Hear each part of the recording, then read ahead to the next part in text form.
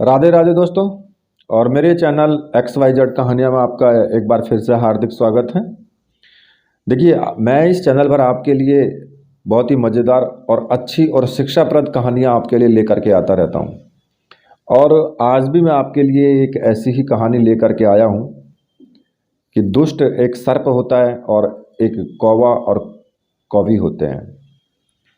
उनके साथ दुष्ट सर्प की जो सारी बातें हैं वो किस प्रकार से उनके साथ करता है और किस प्रकार से वो उससे छुटकारा पाते हैं, आज मैं आपको इसी वीडियो के माध्यम से आपको बताऊंगा। इस कहानी को मैं सुनाऊंगा कि कहीं कहीं व्यक्ति को अपना दिमाग भी इस्तेमाल कर लेना चाहिए।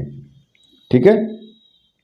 देखिए, एक जंगल में एक बहुत पुराना बरगद का पेड़ था। उस पेड़ पर घोंसला बना करके एक कौवा और कौवी का जोड़ा रहता था। उसी पेड़ के खोखले तने में कहीं से आकर के एक दुष्ट सर्प रहने लगा।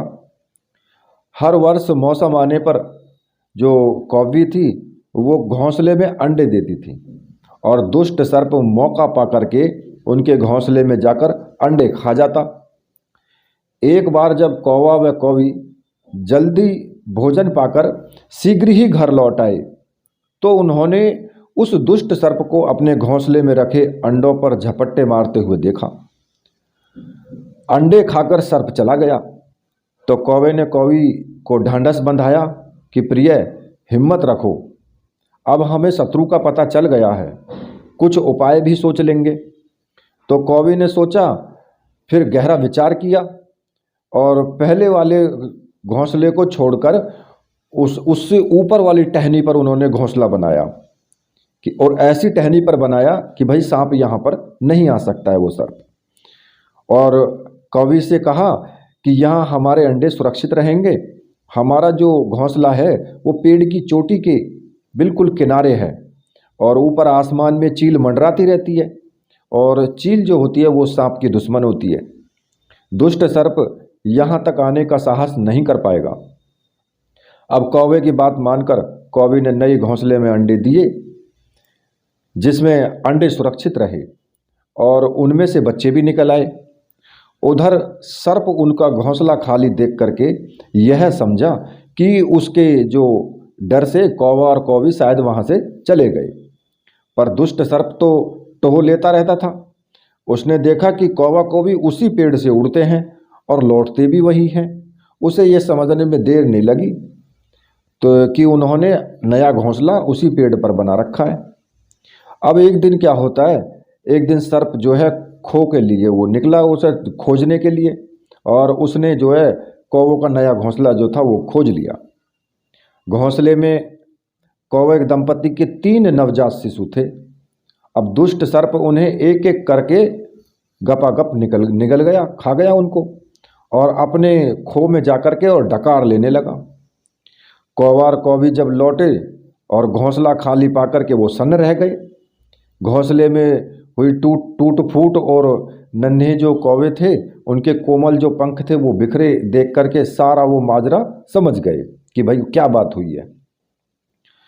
तो कौवे की जो कौवी थी वो उसकी छाती तो दुख से फटने लगी कि भाई उसके बच्चे थे और उसके बच्चे जो है सर्प खा गया। तो कौवी जो थी वो बिलक उठी और कहने लगी, तो क्या हर वर्ष हमारे बच्चे सांप का भोजन बनते रहेंगे? कौवा बोला, नहीं, यह माना कि हमारे सामने विकट समस्या है पर यहाँ से भागना ही उसका हल नहीं है। विपत्ति के समय ही मित्र काम आते हैं, हमें लोमड़ी मित्र से सलाह लेनी चाहिए। तो दोनों जो है तुरंत ही लोमड़ी के पास गए।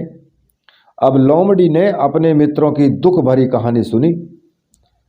उसने कौवा और कौवी के आंसू पोंछे। लोमड़ी ने काफ़ी सोचने के बाद कहा कि मित्रों, तुम्हें वह पेड़ छोड़कर जाने की ज़रूरत नहीं है। मेरे दिमाग में एक तरकीब है जिससे उस दुष्ट सर्प से छुटकारा पाया जा सकता है। लोमड़ी ने अपने चतुर दिमाग में आई तरकीब बताई। लोमड़ी की तरकीब सुनकर कौवा और कौवी जो थे वो खुशी से उछल पड़े। उन्होंने लोमड़ी को धन्यवाद दिया और अपने घर लौट आए। अगले ही दिन योजना को अमल में लाना था। उसी वन में बहुत बड़ा एक सरोवर था। उसमें कमल और नरगिस के फूल खिले रहते थे। हर मंगलवार को उस प्रदेश की जो राजकुमारी थी वो अपनी सहेलियों के साथ वहाँ जल क्रीड़ा करने के लिए आती थी। उनके साथ जो थे कुछ अंगरक्षक भी आते थे और सैनिक भी आते थे। इस बार राजकुमारी आई और सरोवर में स्नान करने जो जल में उतरी तो योजना के अनुसार कौवा उड़ता हुआ वहां आया। उसने सरोवर तट पर राजकुमारी और उसकी सहेलियों द्वारा उतार करके जो रखे गए थे कपड़े और आभूषणों पर नजर डाली तो कपड़े के ऊपर राजकुमारी का जो प्रिय हीरे का और मोतियों का एक विलक्षण हार था। तो कौवी ने क्या किया, कौवी ने राजकुमारी तथा सहेलियों का ध्यान अपनी ओर आकर्षित करने के लिए कांव कांव का शोर मचाया। जब सबकी नजरें उसकी ओर घूमी तो कौवा जो था वो राजकुमारी का हार चोंच में दबाकर ऊपर उड़ गया। सभी सहेलियां चीखी कि देखो देखो, वह राजकुमारी का हार उठाकर ले जा रहा है। सैनिकों ने ऊपर देखा तो सचमुच एक कौवा हार लेकर के वो धीरे धीरे उड़ता जा रहा था। सैनिक उसी दिशा में दौड़ने लगे, लेकिन कौवा भी जो था वो भी धीरे धीरे उड़ता रहा, जिससे कि सैनिक उसके पास तक आते रहे पीछे पीछे। और कौवा सैनिकों को अपने पीछे लगा करके धीरे धीरे उड़ता हुआ उसी पेड़ की ओर ले गया। जब सैनिक कुछ ही दूर रह गए तो कौवे ने जो है राजकुमारी का हार इस प्रकार से गिराया कि वो सांप की जो वो खो थी ना उसके भीतर जा गिरा और सैनिक दौड़कर खो के पास पहुंचे। उनके सरदार ने खो के भीतर झांका। उसने वहां हार और उसके पास में ही एक काले सर्प को कुंडली मारे देखा। वहां पर वो चिल्लाया, पीछे हटो, अंदर एक नाग है। सरदार ने खो के भीतर भाला मारा, सर्प घायल हुआ और फुंकारता हुआ वो बाहर निकला। जैसे ही वो बाहर निकला सैनिकों ने उसे जो है भालों से उसके टुकड़े टुकड़े कर दिए। और इस प्रकार से कौवा और कौवी फिर अपने उसी पेड़ पर रहने लगे अपने घर में।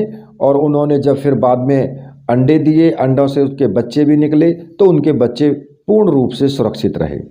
तो देखिए, सूझबूझ जो है ना, इस कहानी से हमें ये सीख मिलती है कि अपनी सूझबूझ का प्रयोग कर हम बड़ी से बड़ी ताकत और दुश्मन को हरा सकते हैं। बुद्धि का प्रयोग करके हर संकट का हल जो है वो निकाला जा सकता है। तो इसलिए अपनी बुद्धि का हमें पूर्ण रूप से इस्तेमाल करना चाहिए। देखिए दोस्तों, ये कहानी आपको कैसी लगी? अगर कहानी आपको अच्छी लगी है तो चैनल को सब्सक्राइब कीजिए, साथ में ही कहानी को लाइक और शेयर कीजिए, कमेंट कीजिए। इसी के साथ मैं वीडियो को यहीं पर समाप्त करता हूँ। मेरे साथ बोलिए राधे राधे।